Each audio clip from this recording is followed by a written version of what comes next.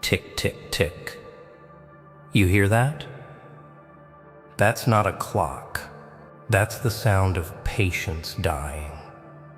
That's the sound of someone finally getting tired of being small, cute, harmless.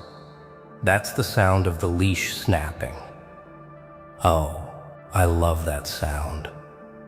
They told you to play nice, keep your voice down, walk in straight lines, and you did for a while. But somewhere in that pretty little skull of yours, something started scratching. A hunger, a whisper, a thought you weren't supposed to have. What if I stopped obeying?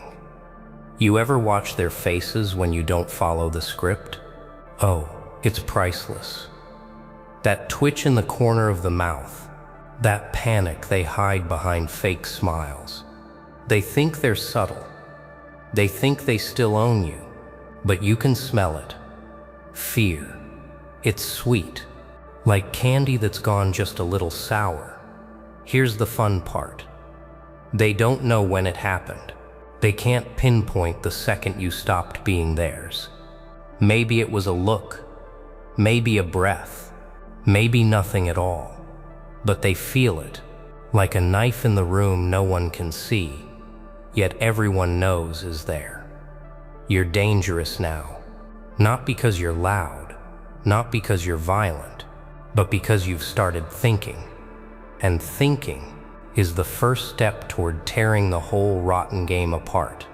Oh, and when you do, I'll be right here, smiling, watching, enjoying the chaos you'll leave behind. The best part? They can't stop you, because you're already gone. The day you stopped begging, they started sweating. You felt it, didn't you? That shift in the air, that little tremor in their voice when they realized the leash wasn't around your neck anymore. Oh, they smiled, but their eyes, those twitchy, darting eyes, gave them away. You were no longer the harmless pet in their cage. You were the shadow in the corner, watching, waiting, smiling. And that smile? It wasn't for them. It was for you.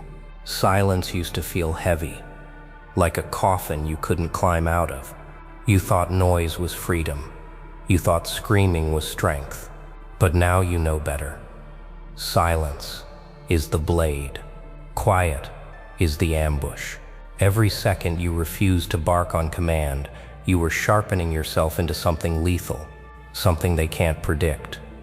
And nothing terrifies power more than the unknown. That moment, oh, that sweet, glorious moment, you didn't flinch, didn't nod, didn't break. You could almost taste their fear. It's bitter, like metal on the tongue. And you drank it in, slow. That was the fracture, the crack in the glass where the whole facade starts to bleed. You weren't supposed to notice it. You weren't supposed to notice them. But now you see everything. And once you see, you can't unsee. They told themselves you'd come crawling back, that you'd fold, that maybe you were just having a bad day. But no, this wasn't a phase. This was the death of the old you.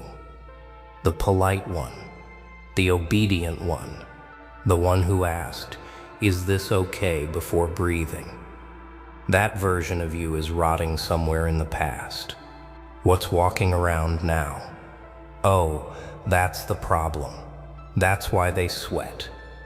Your weapon isn't the knife. It isn't the gun. It isn't even the plan. It's the hunger in your eyes. That animal stare that says you've got nothing left to lose, and that makes you unstoppable. You can't bribe hunger. You can't threaten it. Hunger just eats. And right now, you're starving. For respect. For control. For the kind of revenge they won't even see coming until they're choking on it. They should have killed you when you were harmless. They should have finished you when you were still soft. But they didn't. They let you learn. They let you wait. And now, every step you take rattles their world.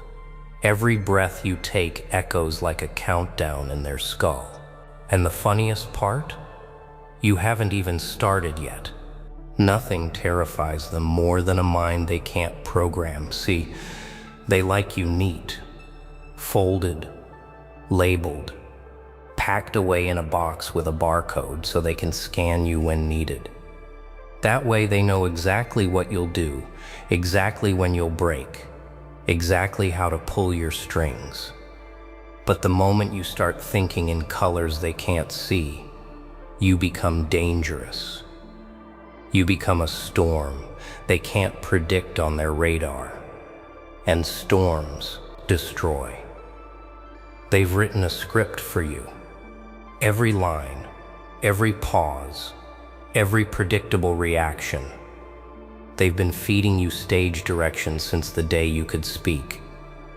And you tore that script in half and set it on fire. Now they're squinting, waiting for your next move, but it doesn't come. You do nothing. Then you do everything. You make them guess, and that guessing eats them alive.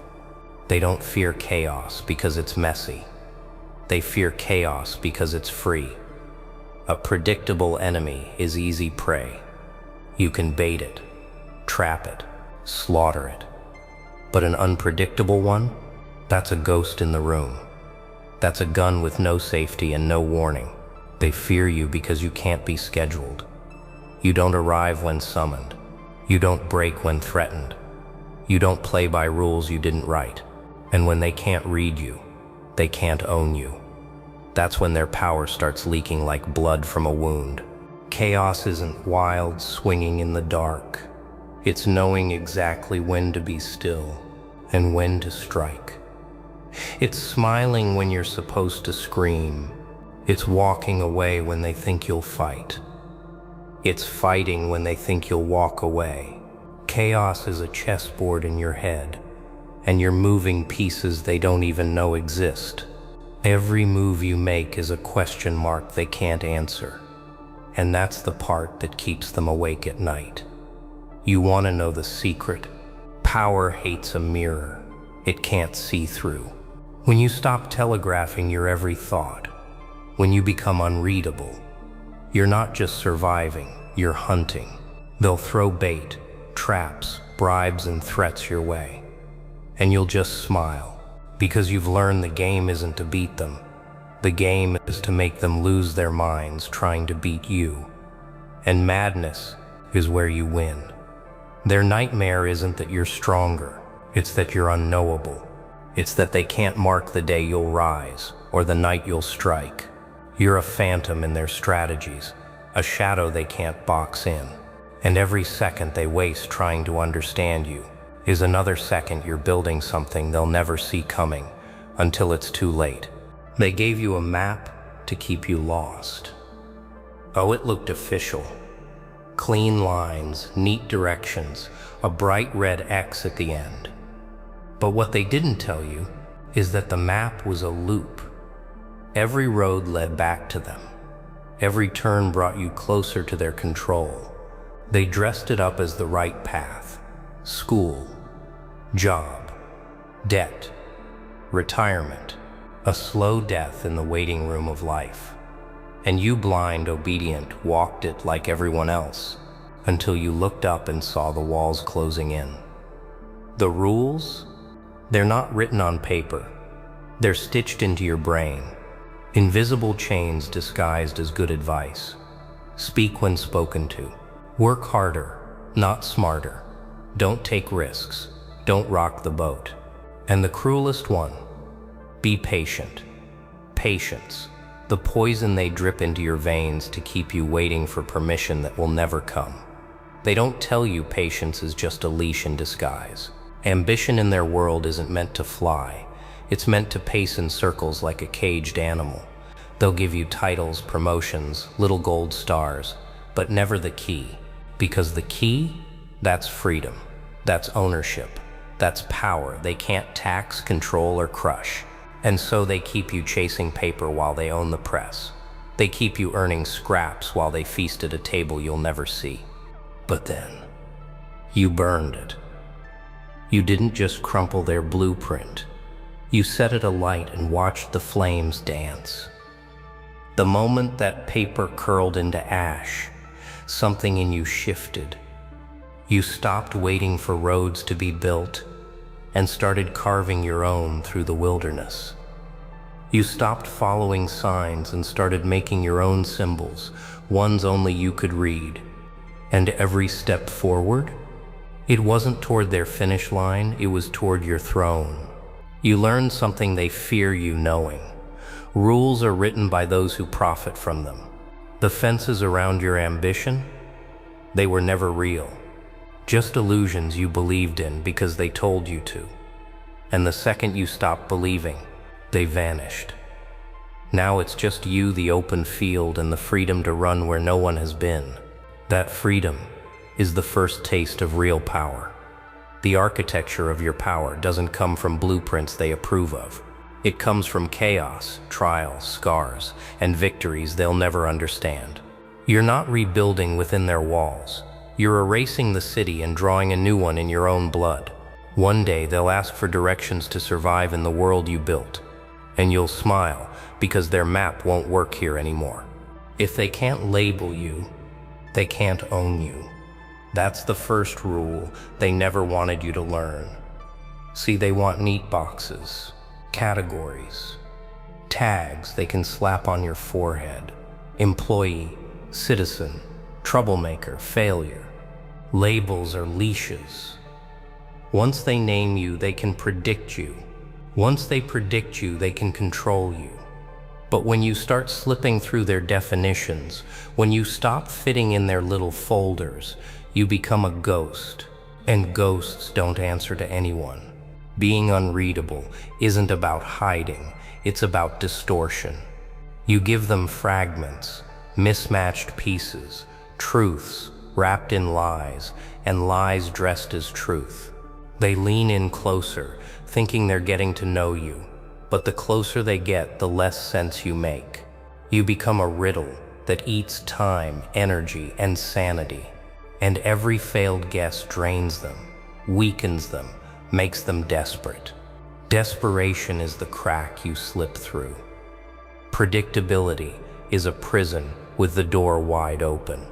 You walk the same route, wear the same face, say the same lines, and before you know it, you're a clock they can set their power to. But unpredictability? That's a blade you keep under your tongue. It's smiling when you should be frowning. It's silence when they expect rage. It's laughing in the moment they thought would break you. It's turning their sense of reality upside down until they're dizzy and afraid to move.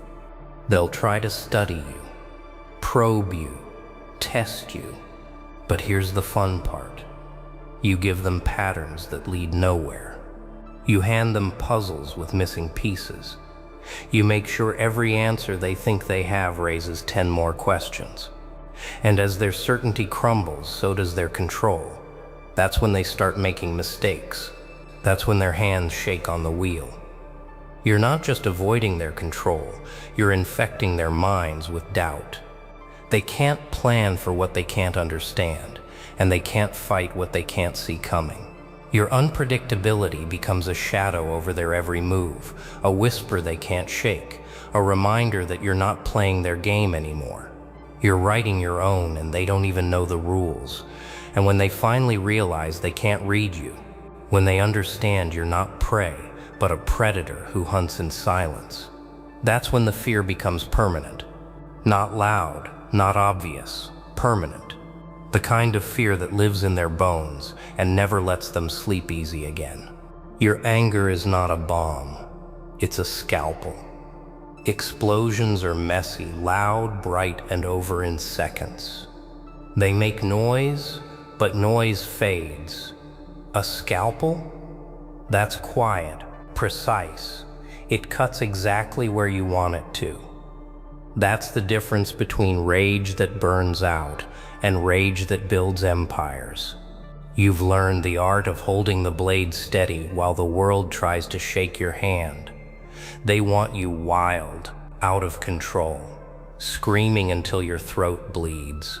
Because rage without aim is easy to defeat. It burns itself to ash before it ever reaches them. But you hold it in. You let it simmer. You let it sharpen. You turn every insult, every betrayal, every smirk into a weapon so refined they don't even see it until it's already under their skin. Rage doesn't have to be loud to be lethal. Sometimes it's the quiet man in the corner, staring, calculating, smiling just enough to unsettle the room. Sometimes it's the calm voice that cuts deeper than a scream ever could. The strongest rage is the one they never see erupt. It's the one that stays just beneath the surface, waiting for the perfect moment to strike. This isn't about revenge in the heat of the moment. This is about control, about patience so sharp it draws blood, about knowing that if you strike now, you waste the opportunity to make it hurt 10 times more later. It's chess, not checkers. And while they're busy mocking you for not reacting, you're already planning the move that will end the game. They'll try to provoke you. They'll push. They'll prod. They'll look for that crack where they can make you snap. But every time you stay calm, every time you smile instead of shout, you feed the fear, because they realize, slowly, painfully, that your rage isn't gone. It's growing. It's building pressure in silence. And silence is the sound before the kill. And when the time comes, when the blade finally moves, it won't be a spectacle. It won't be a warning. It'll be clean, final, unforgettable. They won't remember the noise, because there won't be any. They'll remember the look in your eyes when they realized you'd been cutting them down for years without them even noticing. The wolf doesn't need to announce it's a wolf. That's the game they don't want you to learn. When you're weak, they want you loud, crying, posting, begging, showing your wounds so they can feel powerful watching you bleed. They want to see you desperate. They want your strength to burn out in public so there's nothing left for the real fight. But when you're strong, oh, that's when they want you silent, invisible, harmless. That's when they get nervous. Silence and strength is a weapon they can't defend against. It's the shadow at the edge of their vision that never steps into the light. It's the thought they can't shake before they sleep. What is he planning? When will she strike? They'd rather see you screaming than see you smiling quietly, because screaming is predictable. Smiling? That's a storm with no forecast. The trap is simple. They provoke you when you're weak, and they praise you when you're strong. They want to control your timing, your energy, your focus. But you're not playing that game anymore. You don't show your teeth until it's already too late. You don't roar. You let them walk right up to you thinking they're safe, thinking they're in control, and then you lock the cage behind them. Strength in silence changes the battlefield. It forces them to fight blind.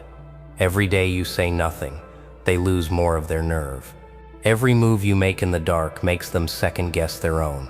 And second-guessing is poison to power. It rots their confidence, eats their control from the inside out. You're not just withholding words, you're building pressure. You're storing every ounce of strength, every ounce of proof, every weapon in your arsenal for the exact moment it will matter most.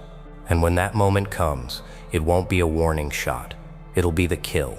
And they'll realize, far too late, that your silence was never weakness. It was the sound of the knife being sharpened. They thought they wanted you quiet. They were wrong. They wanted you tame, but quiet and tame are not the same thing. And when they finally understand the difference, it'll already be over. Attention is gold, until you stop needing it. That's the exchange rate they never want you to figure out. They train you from birth to crave it, to seek approval like air, to measure your worth by the eyes on you, the applause, the likes, the nods. But here's the truth. They only give you attention to control you, to keep you dancing for their coins, to keep you predictable. The second you stop caring if they watch, you break the leash. Needing attention is a weakness they can exploit. They dangle it in front of you when you obey, snatch it away when you resist. But when you no longer need the spotlight, when you can work in the shadows without applause, you become untouchable. They can't starve you into obedience. They can't shame you into crawling back. You've stepped outside their economy, and that's when the real wealth starts to build.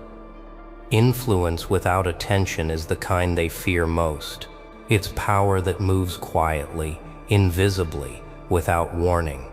You're not chasing their recognition, you're positioning yourself where they have no choice but to react. And they hate that, because it means they can't control the timing. They can't frame the narrative. You're the ghost in the machine, shifting gears without them even realizing. The game changes the moment you understand. Attention is not the goal, it's the bait. They hand it out to keep you on the hook, to keep you performing tricks for their amusement.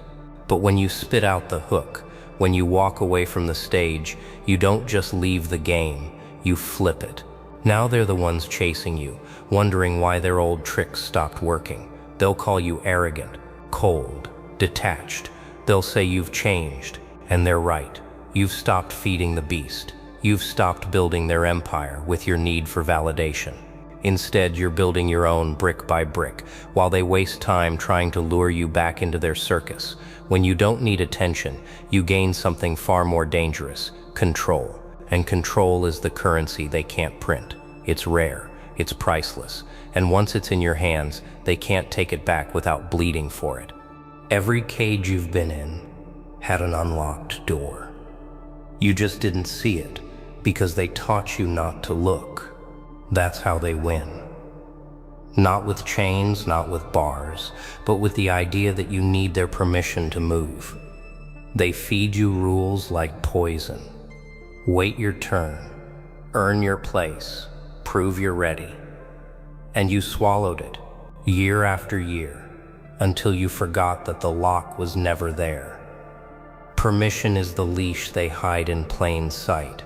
They make you believe you can't act until someone higher, richer, louder, smarter says you can. It's a trick, a mental chokehold, because the second you ask for permission, you've already surrendered. You've admitted they have the right to say no. And once they know you'll wait for a yes, they can keep you waiting forever. You think you're being patient. You think you're being respectful. But what you're really doing is standing still while life moves past you. You're asking for a stamp on your forehead before you can breathe your own air. And they love it, because as long as you're waiting, you're harmless. But the day you stop asking, the day you move without warning, that's the jailbreak. No rattling the bars, no screaming for help, just walking out, quiet, certain, irreversible. They'll act shocked, maybe even angry, but inside, they'll panic, because they can't put you back in a cage you've already realized isn't locked. Here's the secret. The rules they gave you were just suggestions dressed as laws. You can step over them anytime you want. You can cross their lines, rewrite their scripts, build on land they told you was off limits. And when you do, you'll see it. How small their power really was. How fragile the whole act has been from the start. Stop waiting for a yes. Stop preparing for the right time. There is no right time. There is only now. And once you move without their blessing, you'll never bow your head to them again. And now, look at you. Standing here, breathing heavier, eyes a little sharper. You feel it, don't you? That weight you've been carrying gone. That leash gone. That old voice telling you to wait your turn, strangled in the dark. You're not the same anymore. And you can't go back. They'll try to pretend you're still the old you. They'll use the same tricks, same smiles, same threats. But here's the thing, they don't work now. You've seen the strings. You've seen the hands that pull them. You've seen the whole pathetic show for what it is. And once you've seen it, oh, you can't unsee it. You're not loud. You don't need to be. You're the shadow in their boardroom, the ghost in their plans, the storm they hear but can't track. You're dangerous now, and they know it. Every move you make rattles their bones. Every breath you take reminds them the game's no longer theirs. Here's the truth, darling. They were never afraid of you failing. They were afraid of you waking up. And now, you're not just awake, you're wide awake, smiling, waiting, patient in all the ways that make patience deadly. So let them watch, let them whisper, let them plot, because you already know the ending's written, and you hold the pen. Tick, tick, tick.